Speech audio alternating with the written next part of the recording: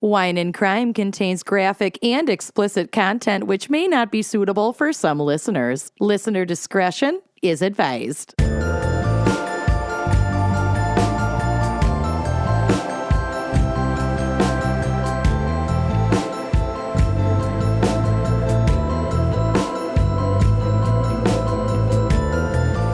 You are listening to Wine and Crime, the podcast where three friends chug wine, chat true crime, and unleash their worst Minnesotan accents. Roll that beautiful bean footage. Roll Tide.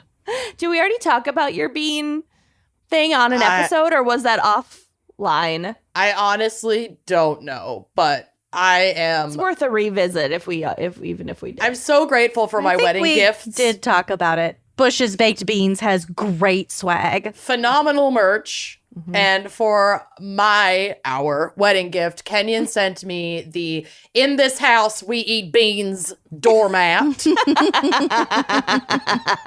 The bean hat. I have a top-to-toe baked bean sweatsuit that is like beans.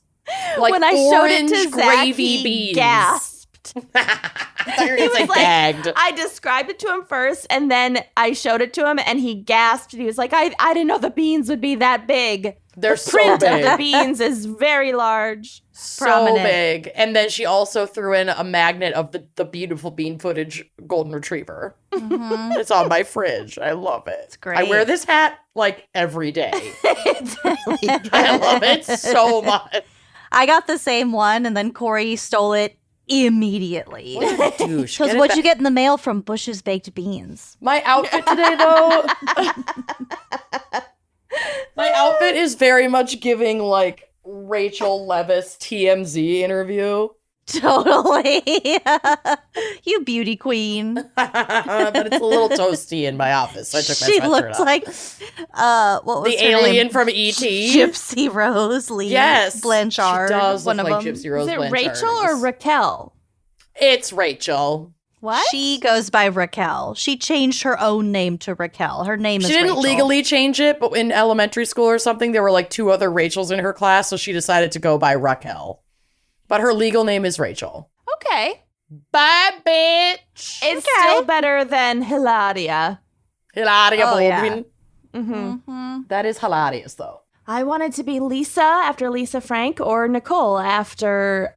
Anna Nicole Smith. No. Oh. After the O.J. Simpson case. Oh. Nicole Brown Simpson. Poor Nicole Brown Simpson. You what? Poor baby. I didn't quite get the whole thing. We were in third grade, but I loved I knew there that was something name. with a glove. Yeah.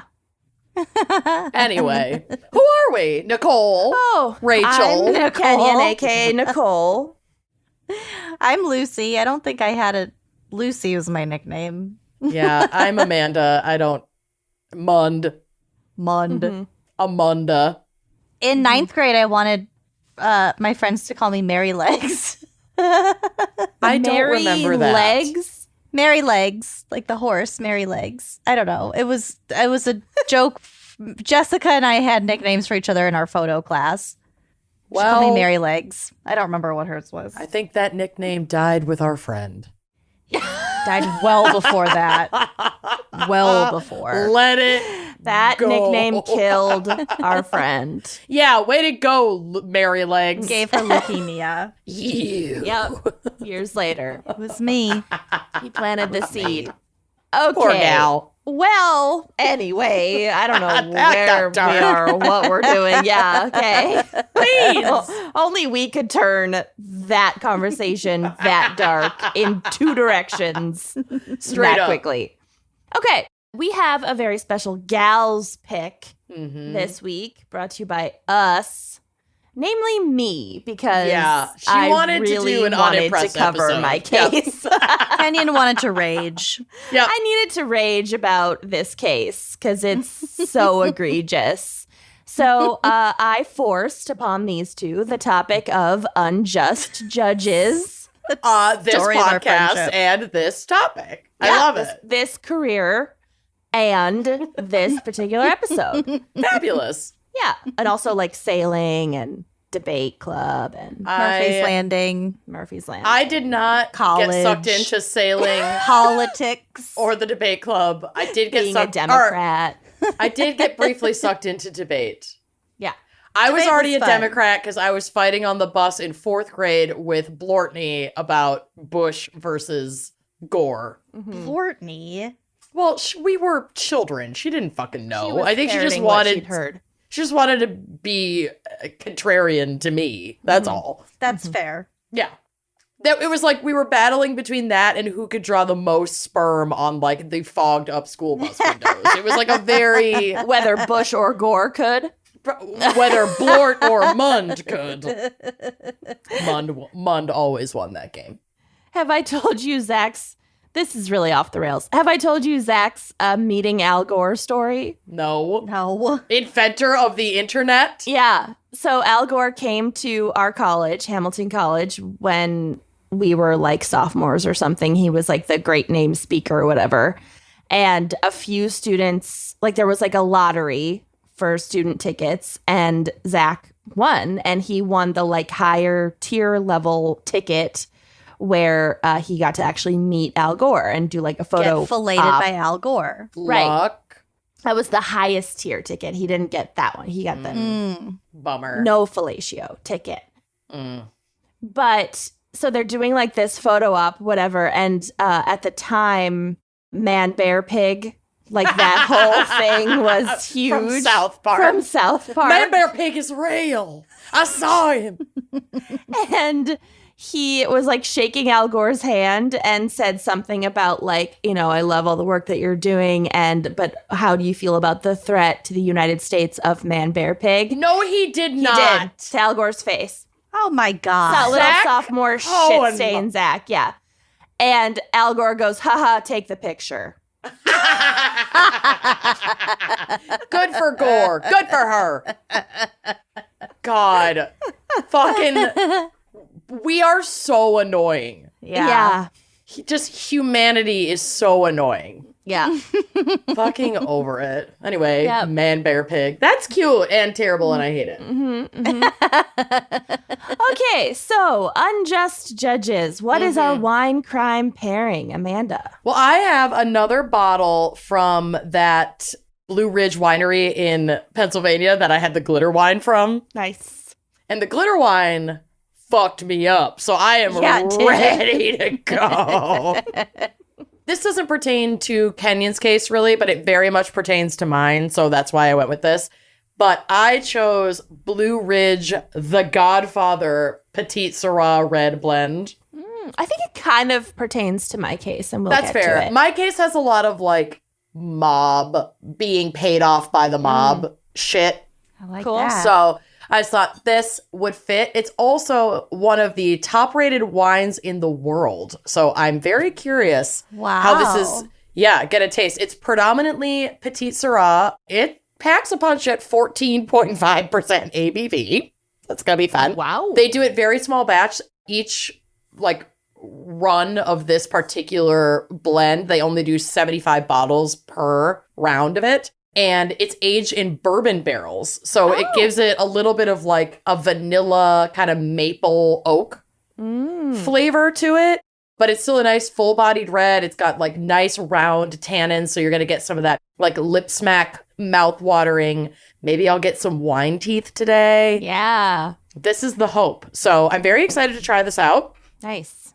I'm going to pop it open with an XOXO, the Wine and Crime Gals iridescent wine key, which I believe is still available at our online store, wineandcrimepodcast.bigcartel.com, as well as our new and amazing blood spatter our teas. new shirts. They are so soft, Yeah. Way so cute, so perfect for summer. They're like flowy. They're not this cute. They're not rigid. They're like this really breathable fabric when it's really hot. Say your air conditioner broke and you're waiting to see if it can be repaired and it's supposed to be in the 90s all week. So Raise your hand if that's happening to you. currently, 2 out of 3. 2 out of 3. Cool. Are we ready to pop? Yep. Ready. All right, here we go. Oh, Ooh. Top rated nice pop. pop. Yeah. You know what I had last night that was really good? A Corona. Yum. Straight up, every once in a while, a Corona is fucking where it's at. Ooh, Yeah. so I was inky. just really boiling hot in my house. Yeah. And I My didn't want to be Corona. fucked up, but I just wanted a beer. And Yeah. it tasted so fucking good. I get that. I totally get that. Good for you. Yeah. Okay. Cheers, everyone. Cheers. Cheers. Lucy, what is our background and maybe psych for Unjust Judges? I don't have any psych, but I do have like a mini case. Cool. I love that. Okay, so there's kind of a lot of dry stuff to get through, but I feel like it's important to understand. Okay. Because the judicial system is actually fairly complicated.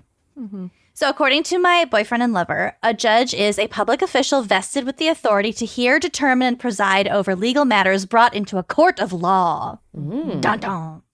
The administrative office of the U.S. courts states that there are two types of court systems. We have federal and state, and therefore we have two different categories of judges.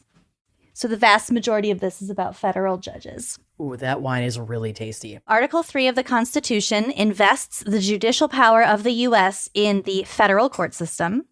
Within this system, there are 13 U.S. courts of appeals, I don't know. Coals to sack. Passersby.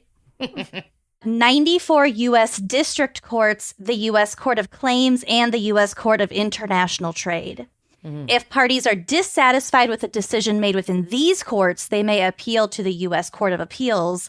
And if they're dissatisfied with that decision, they might ask the U.S. Supreme Court to review a decision, but the Supreme Court is not obligated to take on that case. I did not know that there was one overarching U.S. Court of Appeals. There are 13 U.S. Court of Appeals. Courts of I guess appeal I or court thought of you were appeals? saying that there were the 13 and then there was one more and then there was the Supreme Court, but that's not what you're saying. No, I think that if whatever given court you don't like their verdict, that you ask Go to your the nearest court Sure. of appeals. Okay, then I did understand it correctly. Okay. Yeah. So again, the U.S. Supreme Court is not obligated to take on any given case. And they are the final decider of federal constitutional questions. And so if they don't take on the case, then the last ruling by whatever U.S. Court of Appeals stands. Yes, that is my interpretation. I think you can ask the Supreme Court more than once to review your case. But as far as like, what happens in the interim, Stays in the interim. yeah, that the last judgment stands. Within the federal court system, judges are appointed and or nominated by the president and are confirmed by the Senate. So these judges are often called Article 3 judges, and they include Supreme Court justices. Also saying this now, the difference between a judge and a justice is that justices sit on the really high courts, but they're basically the same thing.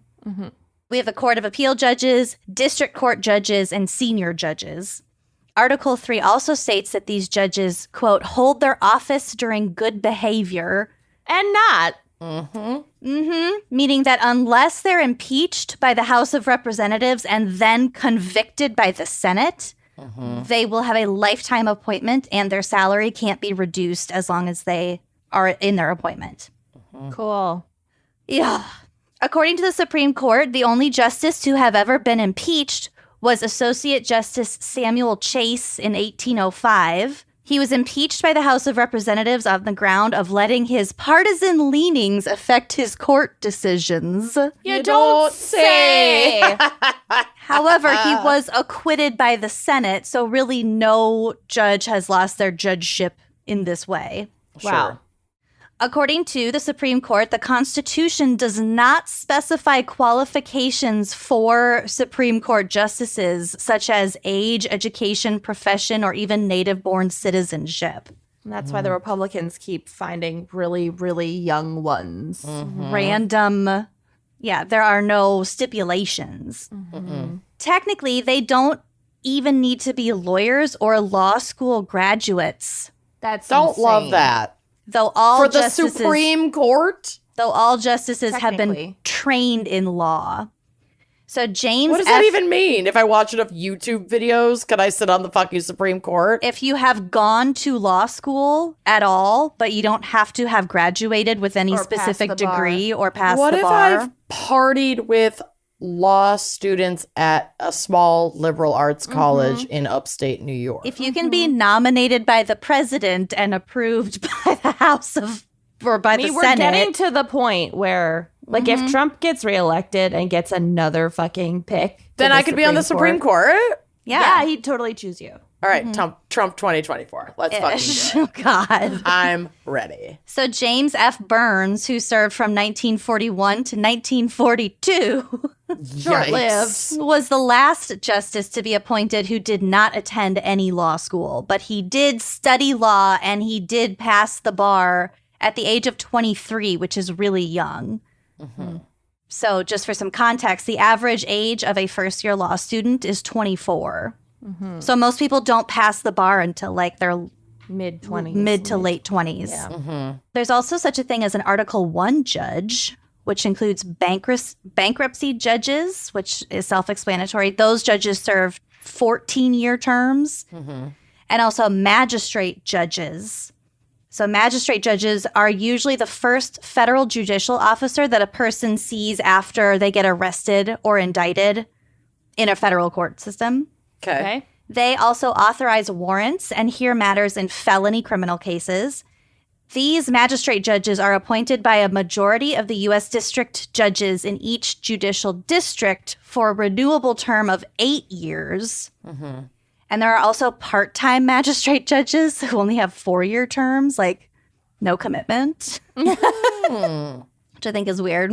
Okay. So when Donald Trump recently was indicted and went Sure. to court, he was seen by just a regular ass magistrate judge and not the judge that he had appointed, who will probably be overseeing his actual trial. Correct. Yes. Magistrate judges, along with bankruptcy judges, they must meet certain eligibility criteria, which includes at least 5 years as like a good bar guy, passing the bar and like Chill, doing well. doesn't eat all the peanuts. Yeah. Okay. Your fave bar regular. Yep. Good at darts. So they also have to be vetted by a combination of lawyers and non-lawyers from the community. So there's like a full Process. The community gets a say to some extent. Overall, it's up to the district to assign the specific duties of a magistrate judge because it varies wherever you go. But they do have one very important rule, and that is you may not shorten their title to just magistrate. It's very specific by the Administrative Office of the U.S. Courts that they are a magistrate judge. Okay. Okay. Don't get it twisted. No, very, very strict about that. Well, because a magistrate is something different in like Europe, right? Old England, probably. Yeah, a magistrate is something totally different, but I don't know. So moving on to the state court system. The Constitution and laws of each state establish the state courts, and since the state court also interprets state laws, it helps the state retain power and ensures that the federal government doesn't become, too strong, too overbearing. State courts are courts of what's called general jurisdiction, and they hear all cases that are not specifically selected for federal courts. These cases include most criminal cases, probate, most contract cases, tort cases, which are personal injuries, as we learned in A-Hole Attorneys, Mr. Belly, that crazy guy with the fur coats. Oh, I love him. The Tort King. Tort King, and family law, which includes marriage, divorce, adoptions, etc. According to the Judicial Learning Center, about 90% of all cases heard in the American court system happen at a state level. Judges at this level are selected in a variety of ways, including an election, an appointment for a given number of years, an appointment for life, and or a combination of these methods, such as an appointment followed by an election. I have wondered, and maybe we can't cover this or you don't know the answer, but like, if everyone can appeal if they want to, and I feel like most people, at least with criminal cases, appeal just in case. Yeah. Like, how do the higher courts have the capacity to even triage all of those appeals and decide which ones to even hear, let alone hear them and decide on them. You know what I mean? Can't your appeal be denied to even hear it? Mm-hmm. And also, it's not always a full case. Sometimes it's just a judge reading through what's already happened, right? I know. I just feel like there would be tens of thousands of like it's just like a sheer number. Even if you're just looking at one sheet of paper, talking about the case and the decision, and going, nope, this is we're not going to do this. We're not going to do this. We're not going to do that. That's still, I mean, tens of thousands of man hours. Mm-hmm. I don't get it. I don't know. Yeah. Okay. I really don't know. Yeah. This is all so complicated, and it just varies so widely Right. that, like, oh, wow. Yeah. Chat To answer your question, Okay. So there are 8 types of state judges. We have the municipal court judges, state magistrate judges, intermediate state court trial judges, superior court judges, state appellate court judges, state Supreme Court justices, state administrative judges, and specialty court judges. Mm-hmm. Fun fact, bailiffs are a special kind of police officer just for courts. Yeah, they tell you when to stand up. I thought they were just, hey, Greg's on the docket for today. Like just like a security guy, but not like a actual police officer. No, I knew it was a police officer, but I thought they just kind of rotated through police officers. But it's a specific type of police officer who is a bailiff. yeah. I think I felt that because they seem to like really, really know the decorum. Yeah. Well, and the I think court. judges, at least in my case, can select their go-to bailiff too. Oh, Cool. the hottest It's not one. always the best. Oh. I'm excited for Amanda's case. Yeah, me Sounds too. kinky. Shady as fuck. Here's another fun fact. So the person who translates everything said in court for people who don't speak or understand English fluently, do not call them translators. They are called interpreters. Okay. Another very specific nomenclature issue. Are translators for written and interpreters are for spoken? I think it has to do with the level of language bias involved, because the person who's sitting there depending on the interpreter. They need their words to be interpreted hella accurately. Yes. Okay. So it's not just a translation, it's an interpretation. I feel like those are two different Okay. things, two different interpretations. So I was curious about holding someone in contempt of court. Like, in theory, I know what that means, but like, what does it really mean? So basically, being in contempt is being disrespectful to legal authorities in the courtroom, impeding the functioning of the court, or willfully failing to obey a court order such as a subpoena. Or wearing an ugly suit if you're my cousin Vinny. Oh. Yeah. A judge may impose sanctions such as a fine, jail, or social service for someone found guilty of contempt of court, which makes contempt of court a process crime, which means an offense against the judicial process. And I was looking through like contempt of court punishments in different countries. In Belgium, if you're held in contempt of court, they have a little mini trial to find whether you're guilty of being in contempt of court immediately, Okay. like on the spot. That's Huh. amazing. So Wikipedia made it sound like. I'm going with it. Cute. Okay, so I have a mini case. In 1969, Abe Fortas became the first Supreme Court justice to resign under the threat of impeachment. Because remember, we said only one was impeached, but he wasn't actually removed because the Senate didn't go with it. And this guy resigned before actually being impeached. Yes. Okay. It's kind of a wild ride. Okay, born on June 19th, 1910 in Memphis, Tennessee, Abe Fortas was the youngest of 5 children and was raised as an Orthodox Jew. He was the first one in his family to attend college, going to Southwestern College on a scholarship. Though he loved Memphis, he aspired to something bigger. Bigger than Memphis? What Bigger could than possibly be? Well, he received a scholarship from Harvard's and Yale's law schools and decided to attend Yale. becoming the youngest law student at 20 years old. Like, I guess in Yale's law at that time, he was the youngest law student in his class. Okay. He graduated cum loudly in 1933 Like you do. and right away accepted a teaching position at Yale and then kind of moved on to other jobs. Throughout his career, he worked in the legal division of the Agricultural Adjustment Administration, AAA, the Securities and Exchange Commission, and the Secretary of the Interior's office. He also worked in private practice in Washington, where he litigated some really important cases, including those defending victims of McCarthyism. Okay.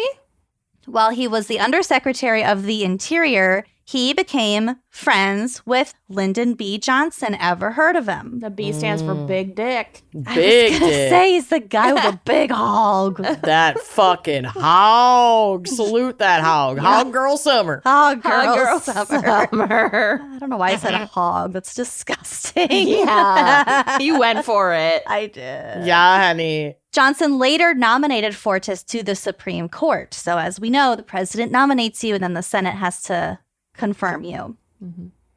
So Fortas was sworn in as an associate justice on October 3rd, 1965. So I had to look this up. There are 9 justices on the Supreme Court. 8 of them are associate justices and there's 1 chief justice. Oh, okay. So right now that's John Roberts. I knew there was a chief justice. I knew some of them were associate justices, but I didn't know it was all 8. I thought there was maybe like 3 tiers, but okay. Nope, there's just 2 tiers. That makes sense. Okay.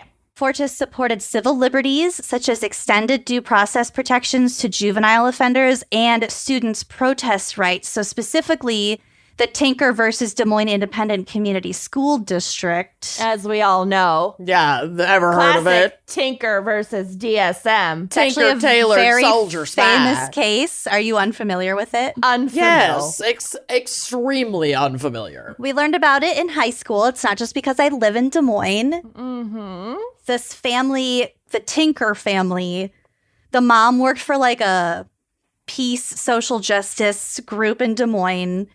This was in the late 60s. And so her kids were really politically active. And it was like, I think it was 4 siblings, the oldest of which was like 15.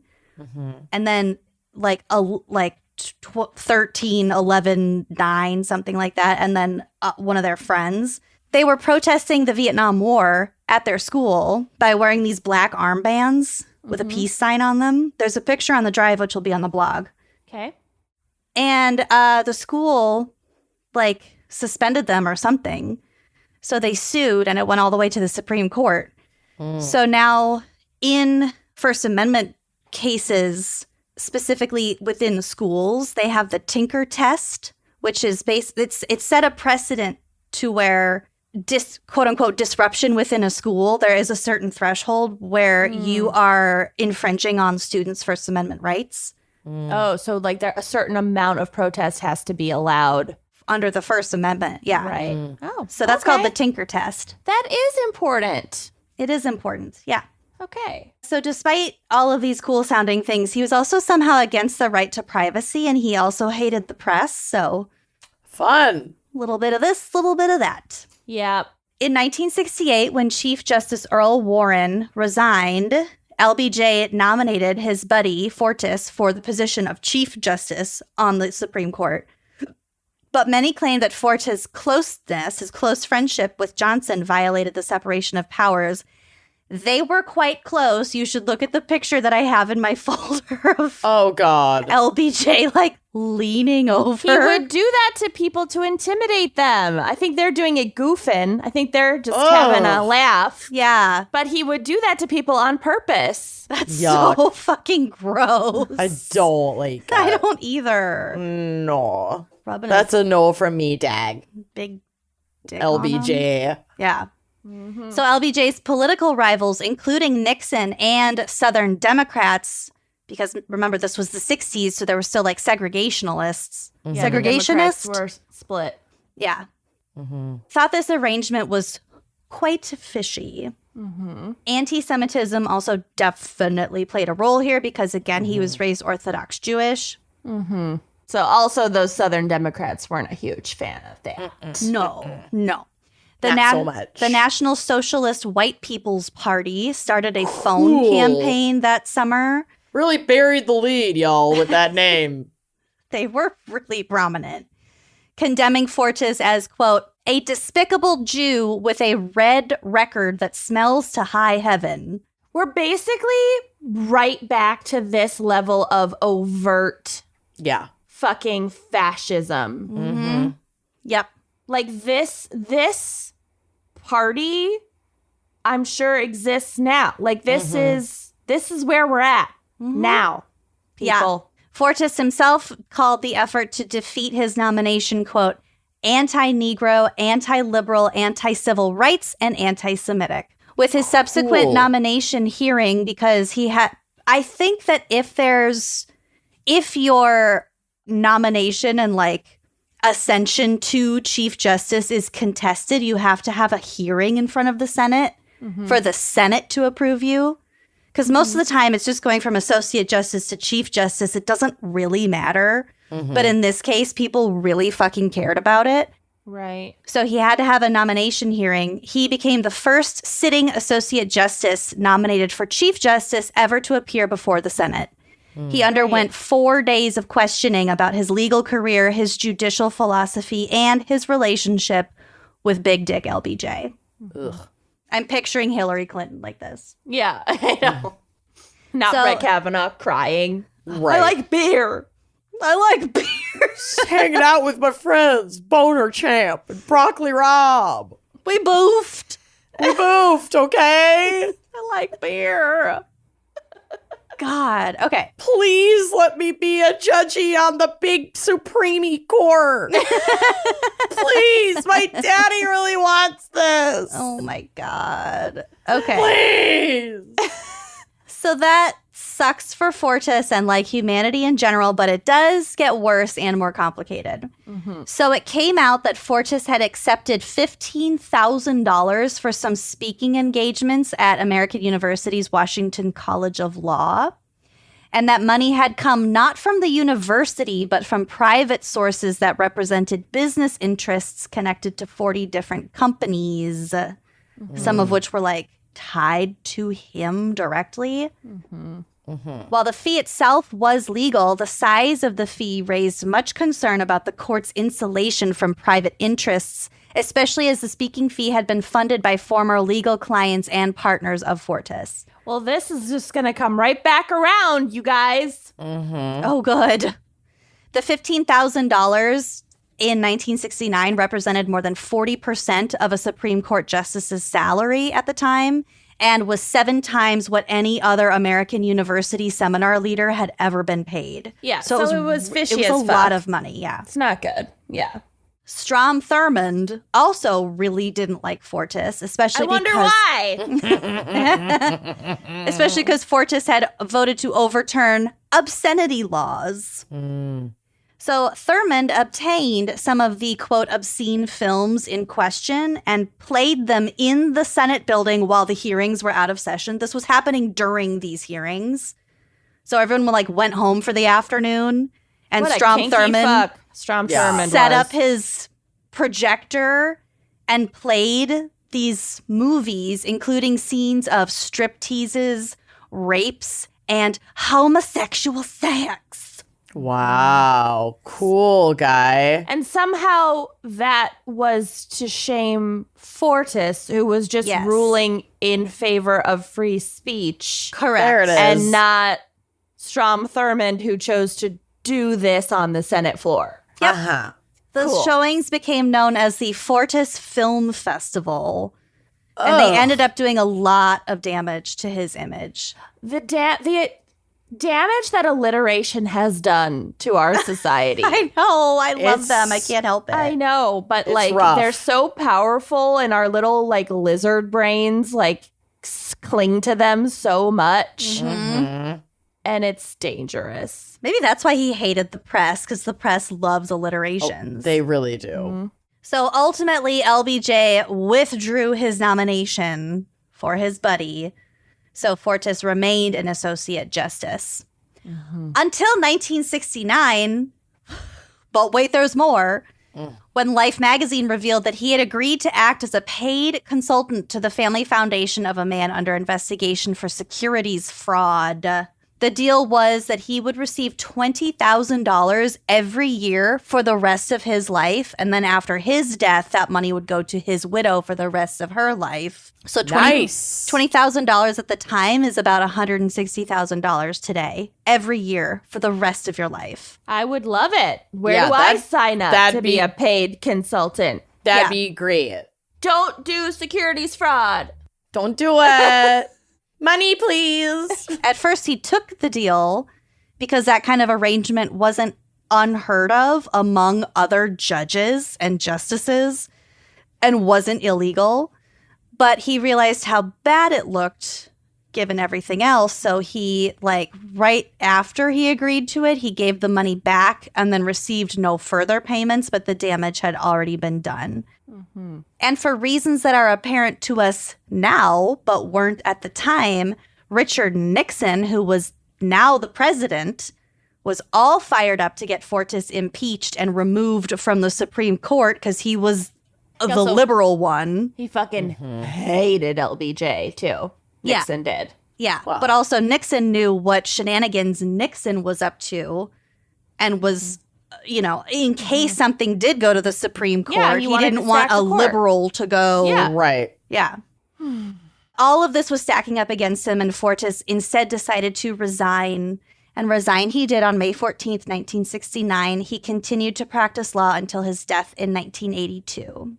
It's interesting. I didn't realize that any Supreme Court justices left and then kept working. Mm-hmm. Left the Supreme Court. Yeah. Yeah. He went. He did a private practice thing. I think he established a law firm in Washington. That's interesting. Mm-hmm. Okay. Well, also his wife was also a lawyer, which was another reason he decided to resign because he was getting threats to investigate his wife and all of her stuff. Which, this is really rigging. This is hitting very close to home for my case. And if this guy had to resign, then more people should resign. Oh, yeah. So anyway, there's Abe Fortas for you and some background on judges. Good job. Who knew you had it in you, Des Moines? Tinker, Tailor, Soldier, Spaz. Frickin' tinkerers. All right. Well, let's hear a quick word from our sponsors, and then I will rage. Okay. Do you know how much your subscriptions cost? No. I thought I did. I was really off. And most Americans think they spend around $80 a month on subscriptions, which sounds normal, when the actual total is closer to $200. Great. That's great. If you don't know exactly how much you're spending every month, you need Rocket Money. Rocket Money, formerly known as Truebill, is a personal finance app that finds and cancels your unwanted subscriptions, monitors your spending, and helps you lower your bills all in one place. Yes, please. Over 80% of people have subscriptions they've just forgot about. Yeah. Yep, my hand is raised high in the air. Mm-hmm. Like that streaming service you bought to watch that one show on, or that free trial that you never even used or canceled. Yes, that's me. I was paying $8 a month for a plant identification app. Oh, honey. Yeah. That is something you don't use. Rocket Money will quickly and easily identify your subscriptions for you so you can stop paying for the ones you don't want or that plant identification app. Simply find the subscription you don't want and press cancel, and Rocket Money will cancel it for you like magic. No more long hold times with customer service or tedious emailing back and forth. Rocket Money makes canceling subscriptions as easy as the click of a button. Over 3 million people have used Rocket Money, saving the average person up to $720 a year. I am embarrassed to admit the amount of money that Rocket Money has saved me because it paints a very clear picture of how ridiculous my finances were before Rocket Money. Well, it's working. I'm saving more than the average person. Let's put it that way. Okay. So stop throwing your money away. Cancel unwanted subscriptions and manage your expenses the easy way by going to rocketmoney.com/gals. That's rocketmoney.com/gals, rocketmoney.com/gals, and treat your budget. Treat it. Support for today's episode comes from Honey Love. And if you haven't tried Honey Love, it's about time. I'm actually looking forward to Amanda's wedding because this is shapewear that really doesn't feel like traditional shapewear. It is comfortable. It makes you feel better. Yeah. The support. Like how? I don't know. And it's wedding season now. I've already been to 3 weddings this year. I got several more to go. And you got to listen to this ad. So whether you're a bride, a guest, a groom, or looking for an everyday fit, Honey Love is your go-to for all things shapewear. Honey Love has revolutionized compression technology. I love compression, I gotta say. So you no longer have to feel like you're suffocating while wearing effective shapewear. You'll immediately feel and see the difference, and we have an exclusive offer for our listeners. You get 20% off your entire order with our exclusive link. That's honeylove.com/wine. So you can support our show and check them out at honeylove.com/wine. Yeah, I'm obsessed with Honey Love. I have replaced all my other shapewear. It's all gone in the bin. It's only Honey Love from now on out. Like, it's so good. And one of my favorite things that they have is their best-selling Superpower Short. It has become my go-to. It has targeted compression technology that distinguishes between areas where you want more support and areas where you need less compression and you maybe want to flaunt your booty. Show it off a little. For example, their signature X targets and sculpts your midsection without squeezing your natural curves. It's designed to work with and for your body and not against it. And I take my comfort very seriously. You do. And Honey Love is actually comfortable. Like, I can't even stress this enough. Also, like, I'm a sweaty Betty. And so other shapewear could become real scary real fast. Not Honey Love. It's somehow breathable. I don't know. It's magic. And you won't have to worry about it rolling down thanks to their flexible boning that's hidden in the side seams. This is like NASA level construction, people. It's not squeezing your body into like an unnatural shape. It's like supporting and smoothing what's already there. And that's my favorite part about it. So treat yourself to the best shapewear on the market and save 20% off at honeylove.com/wine. Use our exclusive link to get 20% off. honeylove.com/wine. Treat your bod. Treat it. So this could literally be its own podcast series, and lo and behold, it is. I've been listening to the latest season of Slow Burn from Slate. It's so good. What's the latest season? Clarence fucking Thomas. Oh, good. So Okay. that is who I'm covering today. And there's so much that I can't even cover all of it. I had to like pick and choose the parts of his shittiness that we had time for today. Okay. Okay.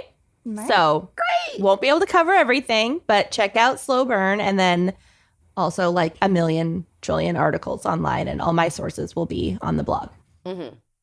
Okay, so Clarence Thomas was born on June 23rd, 1948 in Pinpoint, Georgia. Cute. Oh, So sounds cute. small. Yeah. He is currently the U.S. Supreme Court's oldest member, appointed in 1991 by George H.W. Bush to succeed Thurgood Marshall, who was the court's first black justice. I used to get Strom Thurmond and Thurgood Marshall mixed up because of the Thur, and they're very They're different. not the Yeah. same. They're No. black and Quite white. different. Yeah. Anyway, so I wish we could really dive deep into what happened to this man over time because it's kind of bananas. Like, I learned so much about what Clarence Thomas used to be like, and it's bonkers. So, like, how when he was a child, he was raised by a single mother in the Jim Crow Deep South, like outside of Savannah. and how he was raised speaking Gula, but eventually chose to be an English major in order to, quote, conquer the English language. What's Gula? I think it's Gullah, like the Gullah people of the South. Yeah. Gullah? Okay. Sorry. I've never Oh, heard of I that. only think it's that because I used to watch this show on Nickelodeon called Gullah Gullah Island, and it's like a whole thing, like a whole cultural. It's kind of like a Creole Yeah, that's Gullah. local dialect. Oh, okay. I'm sorry. And how he wanted to be a priest, but left the seminary after the assassination of Dr. Martin Luther King Jr. because he thought his Catholic boarding school wasn't doing enough to combat racism. Yeah, okay. So he I'm was sure they weren't. Yeah. So he was woke. Yes. And how he literally had a poster of Malcolm X on his wall for years. That makes me really sad. What happened? Given the trajectory, yeah. And he founded the Black Student Union at his college. Man. He was like very active in like Black student politics and organizing. Dang. Yeah. Ugh. It's and how he organized and led Internalized white walkouts. supremacy is a bitch. He organized and led walkouts to protest disciplinary inequalities between Black and white students. Although at the time he was strongly against interracial relationships because he disapproved of Black men dating white women because he thought it was unfair to Black women. Interesting how that panned out. Oh, okay. His wife is white, right? Yes. She's Yeah. his second wife, but yes, Ginny That's what I Thomas, thought. batshit Yeah. Ginny, is white. Oh my God. So he had like lots of white friends. He had a white roommate that he was very close to, but he at the time in college he was like, no, like Black men should not date white women. And how at 22 he married a Black woman, Kathy Ambush, who worked. She like dropped out of college and took a job so she could put him through law school. And she put her own legal career on hold. I think now she is a lawyer. And how he had a son with her named Jamal. So what the fuck happened to this man? Yeah. Because the person I'm describing is very different from the person we see today. Well, at the College of the Holy Cross in Worcester, Massachusetts, Thomas witnessed what he calls riots, but they were just like student protests against the Vietnam War. And these like skirmishes, like he like was horrified by this, that things like got rowdy. No one got actually hurt, like nobody died or anything. But it just put him off of protesting in general. And he started to like, that's when he started to like pull back from some of his like civil rights organizing, but not completely yet. It was just like the very first thing. Yeah. And he just instead focused more on his studies. He went on to Yale Law School, ever heard of it? And briefly interned with a civil rights attorney back home in Savannah. But that wasn't really like the experience that he had dreamed of, because this particular lawyer, like this particular individual, sounds like was an alcoholic and like not great at his job. And like hashtag never meet your heroes. Like Clarence Thomas was really upset by this and just had like a bad summer internship. So he was like, well, I guess I don't want to be a civil rights lawyer anymore, and gave up on that idea Oh. from one internship. Yeah. Too bad that one guy was kind of a dick. Yeah.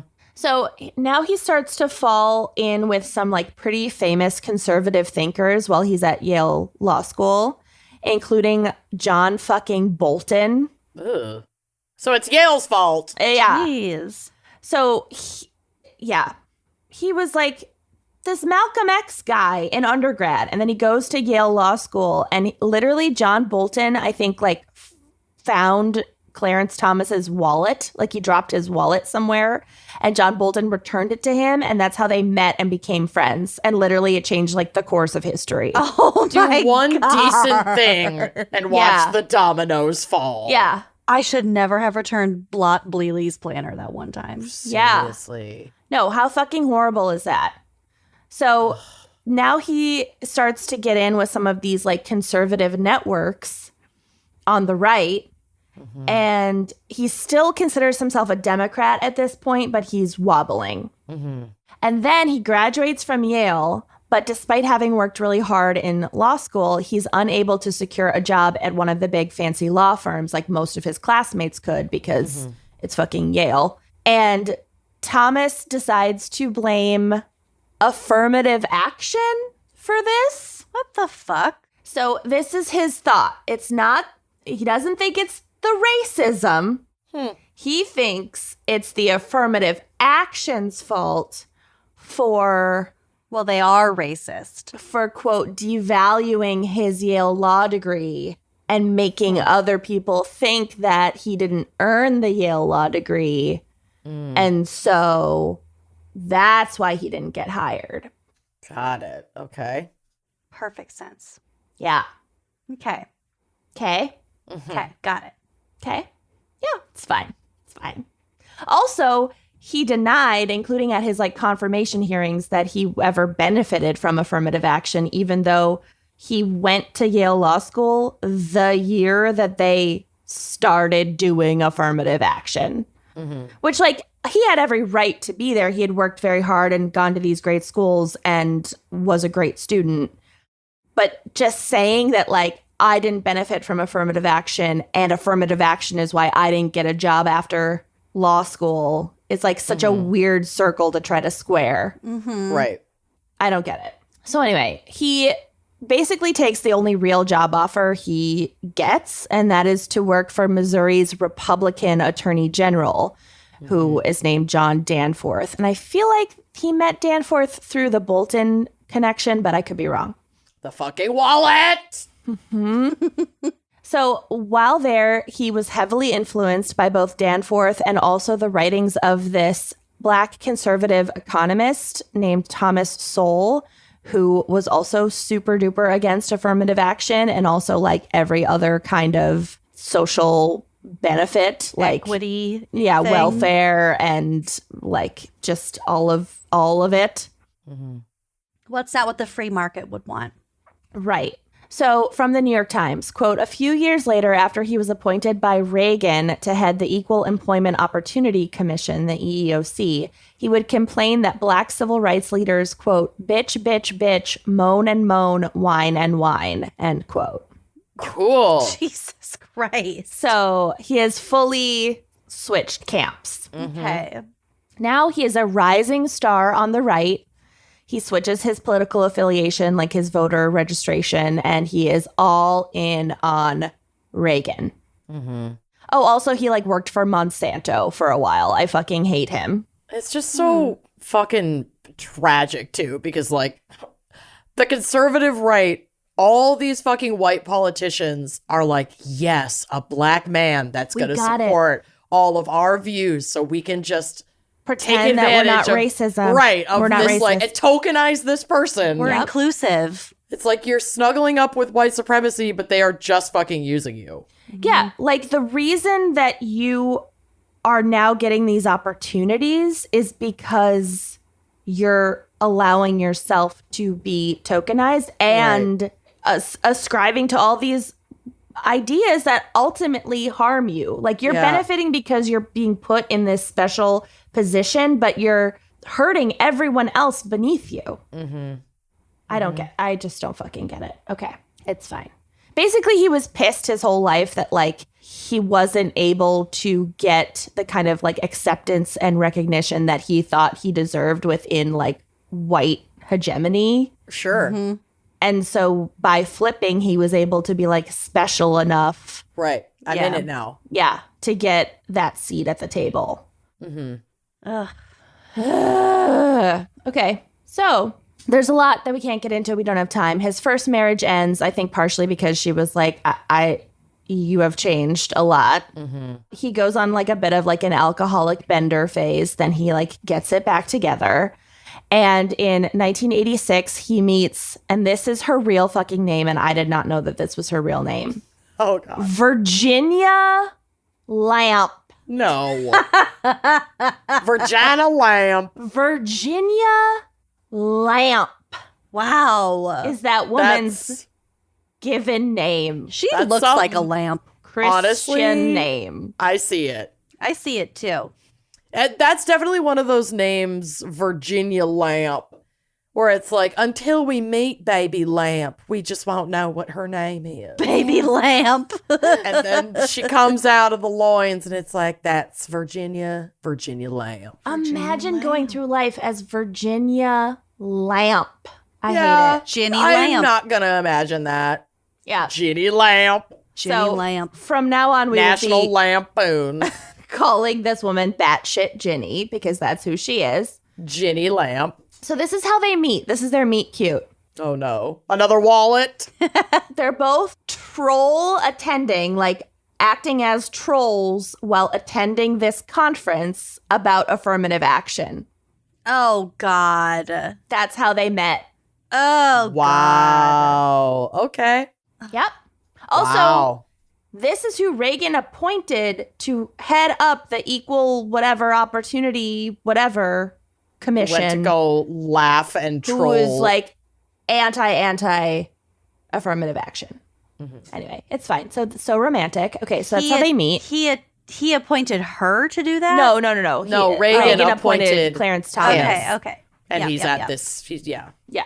So she was an attorney at the U.S. Chamber of Commerce and was considering a run for Congress. God help us.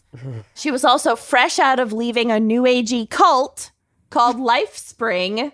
Did you guys not know about Miss Lamp's cult past? No. I know very little about her we past. can't get into it fully because that would be its own episode, but Virginia Lamp's past was that she was in this wild cult for a really long time, deep in it, and then she gets out of it and she becomes an anti-cult activist, and now she's a QAnon.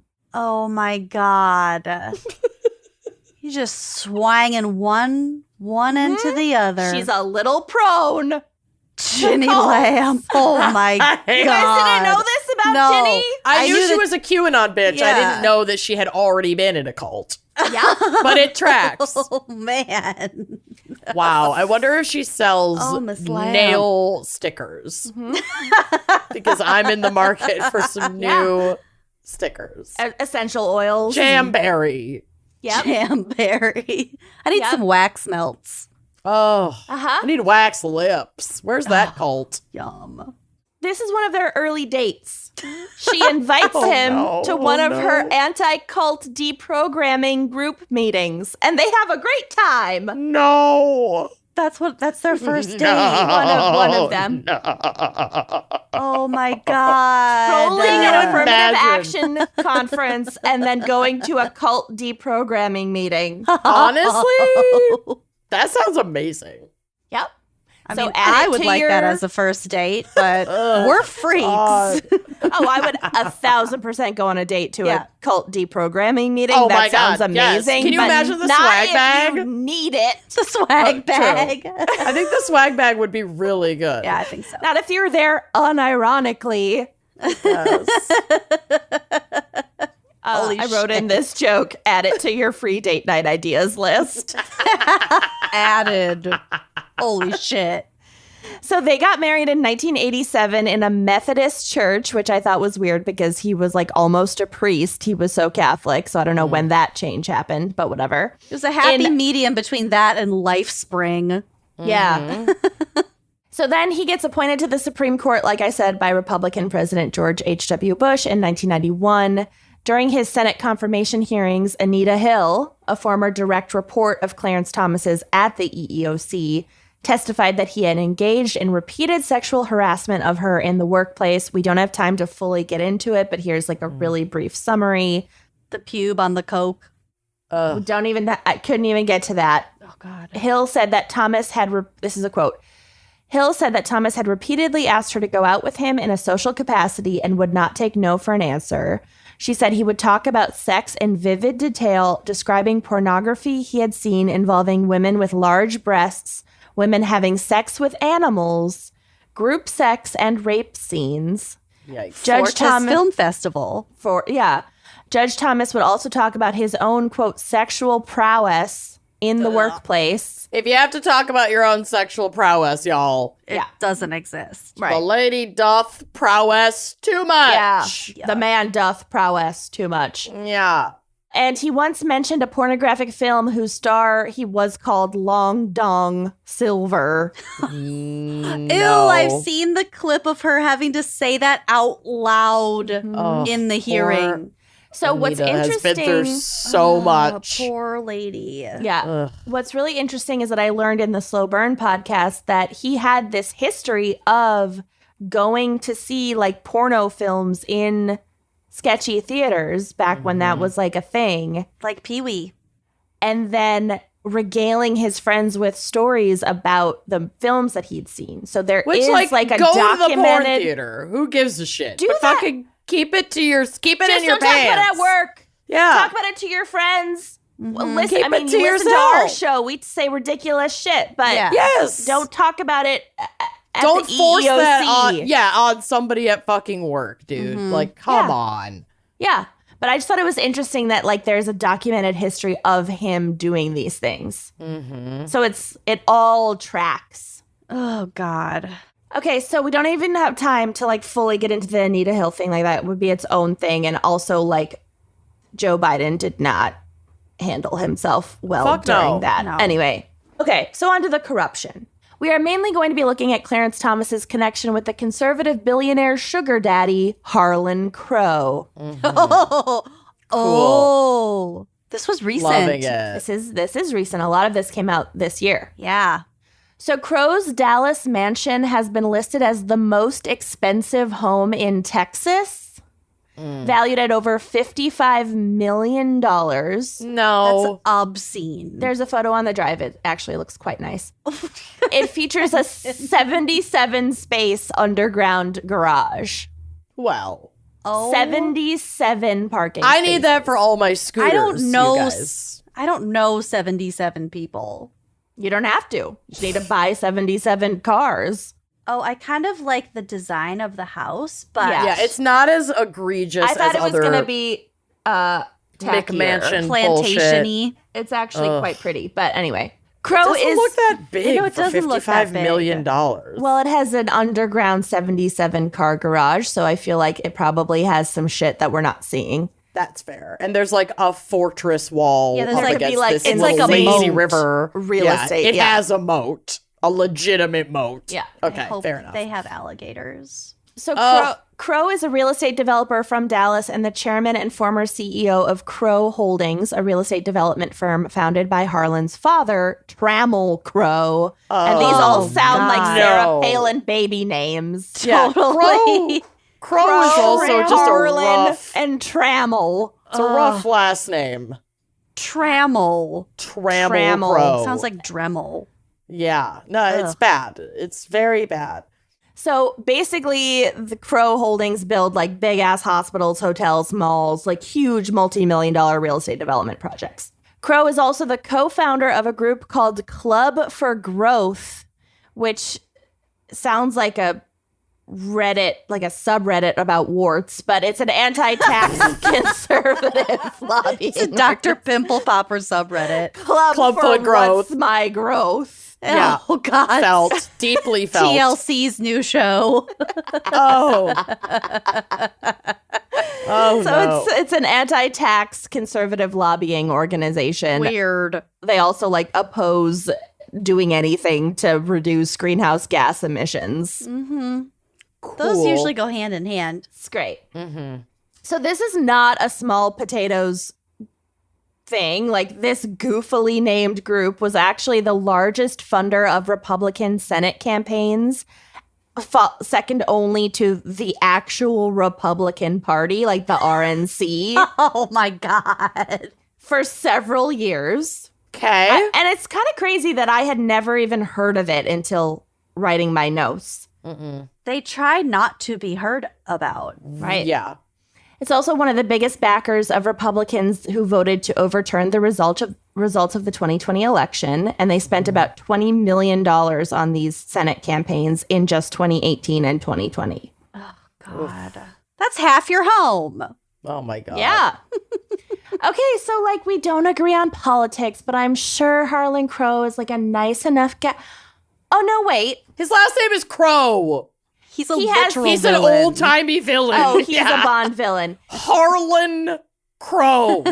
He Sounds like a has- great guy. He has a vast personal collection of Nazi memorabilia, Okay. including 2 paintings by Hitler and a signed copy of Mein Kampf. Oh. What the fuck? Mm-hmm. Just in his personal collection? Yeah, Yeah. some call it a museum, but in his home. Oh. He doesn't like to talk about all of his Nazi memorabilia publicly. I wonder why.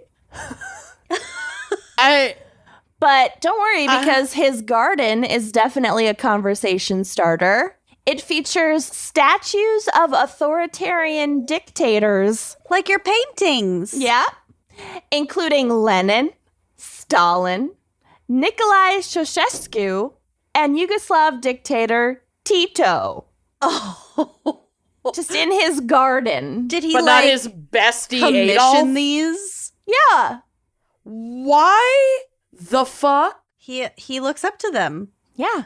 He Wow. likes authoritarian He likes genocidal powerful men. dictators. Yeah. Powerful men In his garden, just to contemplate. in a Zen garden. Yeah.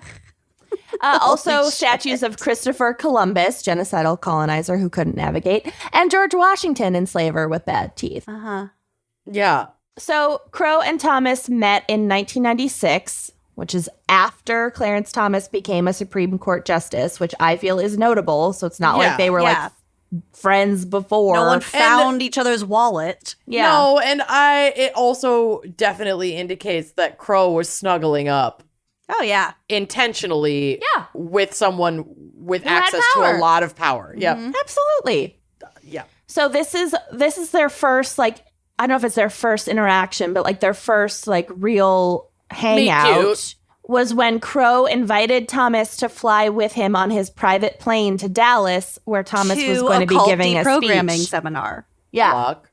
Good Oh God. my god. So is their very first hangout was him. On a PJ at a speaking engagement. Yep. Cool. So it wasn't, hey, do you want to grab coffee? It's, do you want to spend the weekend together and get on my plane and like Right. talk about how rich I am? Yep. So they hit it off, and it does seem that they are genuine friends, or they spend like a shit ton of time together, according to people who actually know them. But like they're whatever. It doesn't matter if they get along. It's still wrong. So since the very beginning of their relationship and that first PJ flight, Crow has been financing the Thomases' vacations and bankrolling Clarence Thomas's entire extended family. Oh my god. ProPublica reported this year that Clarence Thomas has accepted luxury vacations and other lavish gifts from Harlan Crow without disclosing much of it for decades. Yeah. I had read about that. I just didn't go deeper on just how fucking terrible this Harlan Crow person actually is. I didn't realize he was funding his extended family. Oh, We're yeah. about to get to it. Ugh. In fact, he and batshit Ginny have vacationed with Crow every year for more than 2 decades, The vacations. Yeah. including on Crow's 162-foot super yacht, the Michaela Rose. It's hundreds of thousands of dollars, too. It's not like we're going to Sandals, Jamaica, all inclusive for $1,500 a week. Oh, no, we're about to get to it. These vacations are absolutely insane. They're unbelievable, the money that was spent. Yeah. And the super yacht. Yeah. Do not and forget the super yacht. private jet, super yacht, all the things. All the things. Most recently, they went island hopping in Indonesia, a trip that would have cost the Thomases, not the whole party, just Ginny and Clarence, approximately $500,000 Oh my god. for like 10 days or something. Oh Meanwhile, my I'm like God. figuring out how to find the money to repair my air conditioner. Yeah. I just Yeah. like this amount of money just makes me It's fucking unfathomable. It's Yeah. disgusting. For a week trip. Cringe. It's so gross. You know how many people you could fucking feed and house for that kind of money for 1 week of your life? Clarence Thomas's annual salary as Associate Justice of the Supreme Court is about $285,000 a year. So Okay. 2 years worth pre-taxes. Pre-tax your salary Jesus. Yeah, so like 3 years post-tax salary for this 1 week vacation. But yeah, I'm sure it's fine. There is such a thing as too much money. Yeah, there absolutely is. Yeah. We're looking at it. Attending the Bohemian Grove, which I had never heard of, but apparently it is an exclusive all-male retreat that has existed for decades in Sonoma, California, that counts among its members several ex-presidents. I don't like anything all male. Mm-hmm. Never a good except sign. a review. Right. Except a Chippendales review. Mm-hmm. I will allow it. Oh my God. So with this Bohemian Grove thing, like apparently during their like retreats, it's men only. But then members, full members are He-Man allowed. Woman Haters Club. Yeah. Are allowed to allowed. bring their wife and kids at other times, but women and children must leave the property by 9 p.m. So they can circle To go jerk. back to their red tent and squat until dawn. Mm-hmm. And not if they're on their periods. Yeah, probably.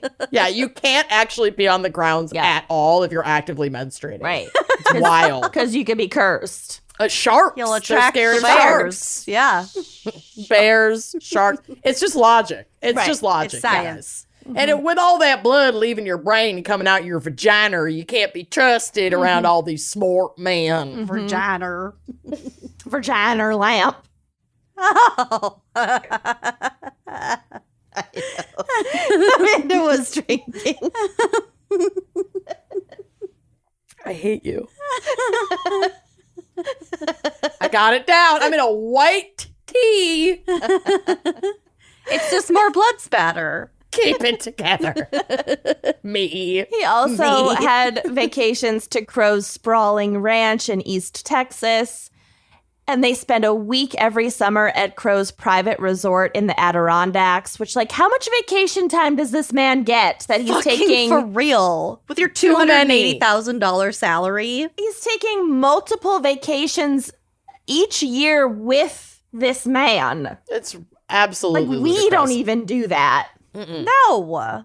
Can't afford to do that. No. We're gonna start because we need to write more stuff off.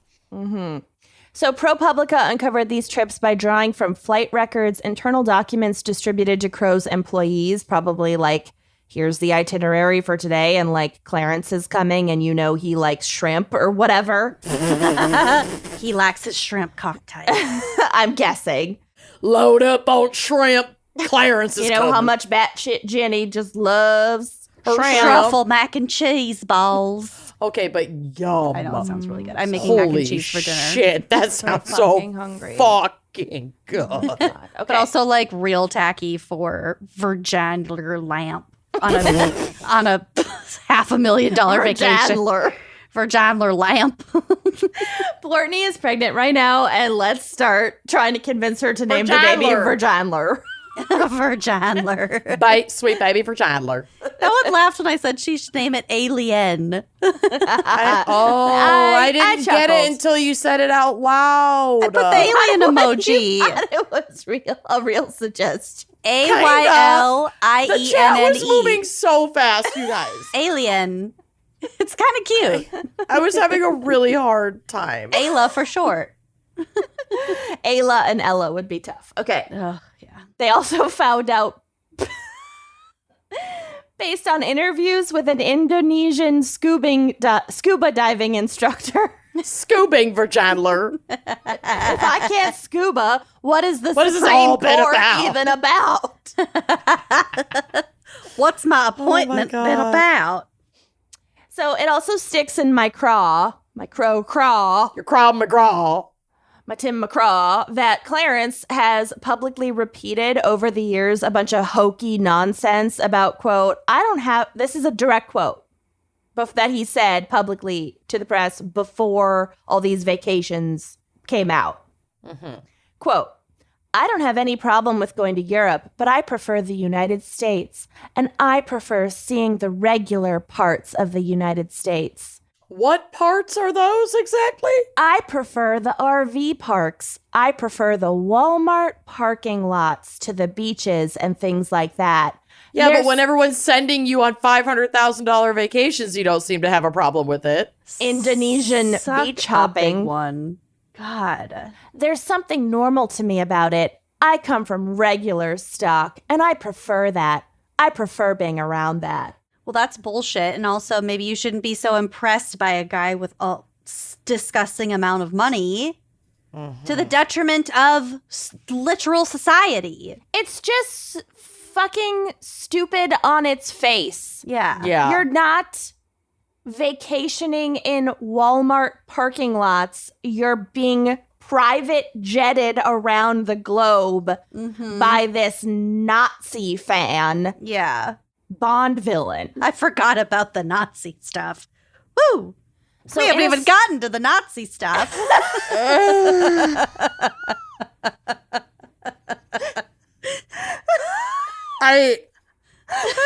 It's fine. So in a statement, Crow acknowledged that he'd extended, quote, hospitality to the Thomases over the years, but said that Thomas had never asked for any of the gifts and that it was, quote, no different from the hospitality we have extended to our many other dear friends. Oh, yeah. There's no difference. There's shrimp cocktail everywhere I go. Okay, I do love shrimp cocktail. I fucking do too. Because I'm so hungry. Okay, but I guess hospitality also extends to lavish gift giving, including bestowing a Bible to Clarence Thomas that belonged to Frederick Douglass, worth $19,000. He probably thought he'd like it because they're both black. No, just wait. Also, a bust of Abraham Lincoln that cost $15,000. Tell me this is your only black friend without telling me this is your This is only your black only black friend. friend. Yeah, for real. Here, I thought of you. I thought of you. This is related to black people. Oh my God, says the Nazi. Yeah. Oh my God. Gifting a portrait of Thomas and batshit Ginny to Yale Law School, along with a $105,000 donation to the Justice Thomas Portrait Fund. What? These assholes just love fucking portraits of themselves. A fund to paint more portraits? I guess. I don't know. God. In the beginning, Thomas did report gifts like the Bible, the bust, and the trip to fucking Bohemian Grove. But starting in 2004, he curiously stopped reporting his gifts from Crow on his disclosure forms. Which might have been around the time when Thomas's teenage grandnephew, Mark Martin, who Clarence and Ginny had like essentially adopted this kid from when he was 6, and they were raising him like a son in their home. I was going to say grandnephew. It's complicated, but it's like it's like his son. Okay. Started going to this fancy ass private school, and Harlan Crow paid his tuition.